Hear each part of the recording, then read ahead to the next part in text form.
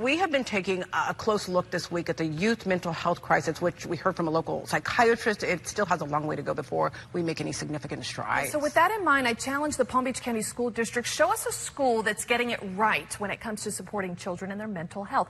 Watch where we ended up. Look up, down, all around the halls, benches, and beyond at Boca Raton High School. You are enough. Subtle messages.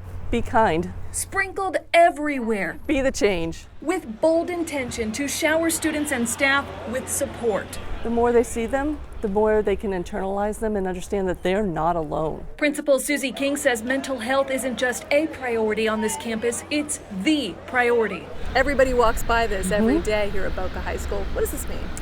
It means everything. You know, it's really the culture that we have on campus, and it's that, you know, we're here for each other no matter what. Adding to that true family feel, so I look at every day of my life as a victory. Boca High's Motivational Monday videos played in class and posted online. Teachers talking about their personal struggles. I wasn't expecting cancer. Showing students they're human too, building empathy, compassion, and connection. You're not as alone as you think you are.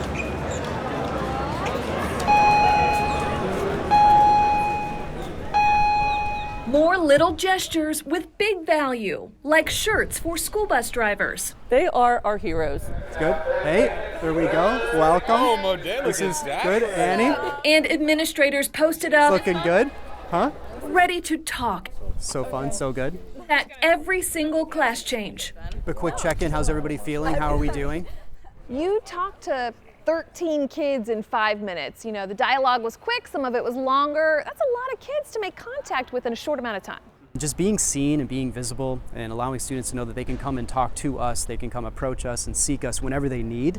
And it kind of brings down that barrier between the adult professionals and the students, which is really nice and needed. How are things with you? How's the BSU stuff? Yeah? Because just asking can make all the difference. Just asking, hey, how are you? How's everything going can make a world of a difference. Remind me what you wanted help with again?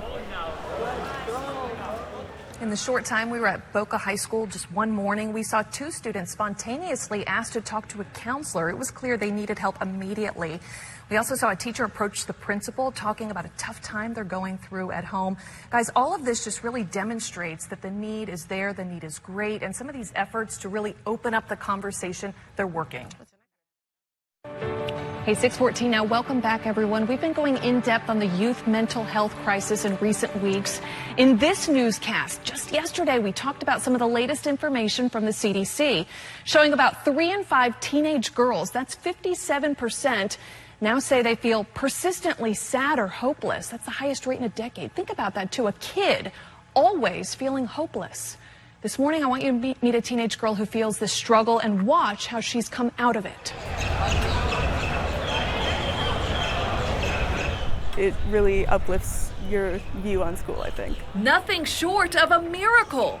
Yeah, it's really amazing. That's how Boca Raton High School senior Elise Potash feels about sitting here right now, talking with us. If you told me this would be me right now, I wouldn't believe you. But believe this, Elise has put in the work to get to this good place. I myself have struggled from depression and anxiety. I think after the pandemic, everyone was like locked in for so long, and there was no like interaction, and it kind of just like made everything that was there prior to COVID come out more. The Palm Beach County School District tells us so far this year, of its roughly 180,000 students, 17,000 have worked with mental health professionals from partner agencies. The support is free at school, with the biggest struggles being anxiety and depression. For Elise, and her first step, it's really close to my heart. Getting involved with her school's version of a national effort, We Dine Together. You just meet all of these amazing people. Making sure no one feels isolated at lunch. It's just building like a sense of community where it might otherwise not have been. And just letting everyone know that they're not alone is a really huge it makes a big difference. I love those. A year since Elise started with We Dine Together, she's now in their leadership. There are people who care. And filming and editing the school's Motivational Monday videos.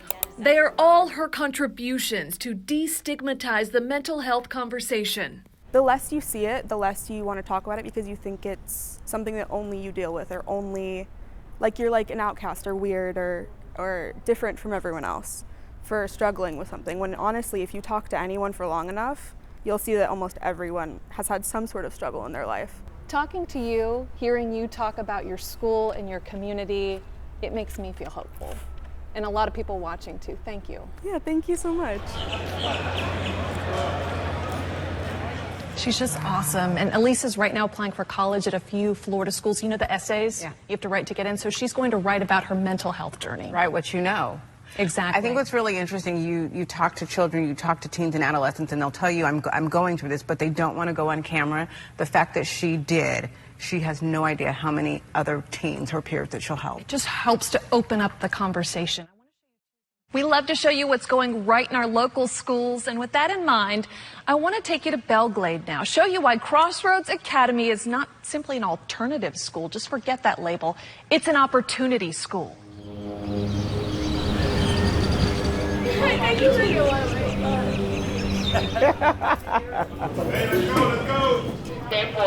Good morning, good morning. We're on the move here. It feels great. We have so many things going on, you know, I can't keep up. As infectious as her laugh.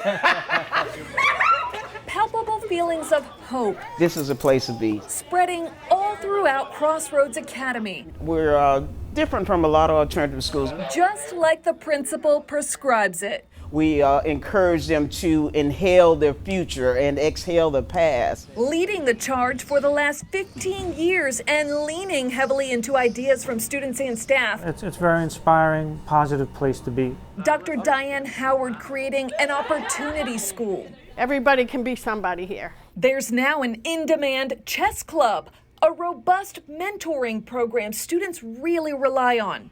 I don't know where I would be right now, honestly. Like, they put a big change in my life.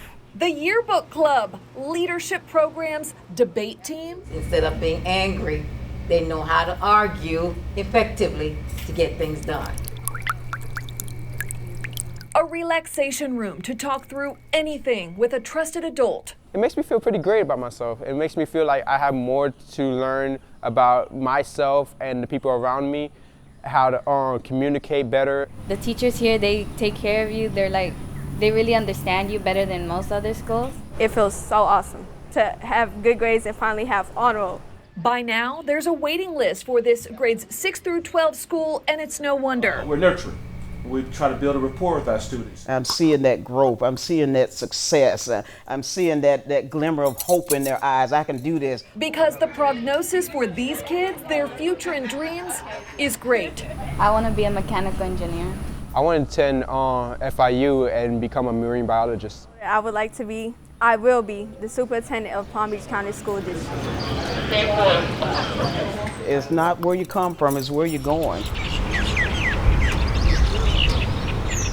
Don't you love how that student said, I will be? You know, they really instill that determination. She changed it. She's like, I will. I want to tell you about their superpower, too. This is how Dr. Howard describes it. They don't just listen with their ears, they listen with their eyes, meaning, you know, they watch the students as they come into school to see if, you know, something looks or feels off. Sometimes it's as simple as, you know, a student needs a snack. Sometimes they need to see their mentor or their counselor right away, so they really get involved every day immediately. Some great educators. Yeah. Fantastic. It's a really special amazing. place. Yeah. Thanks for having us there.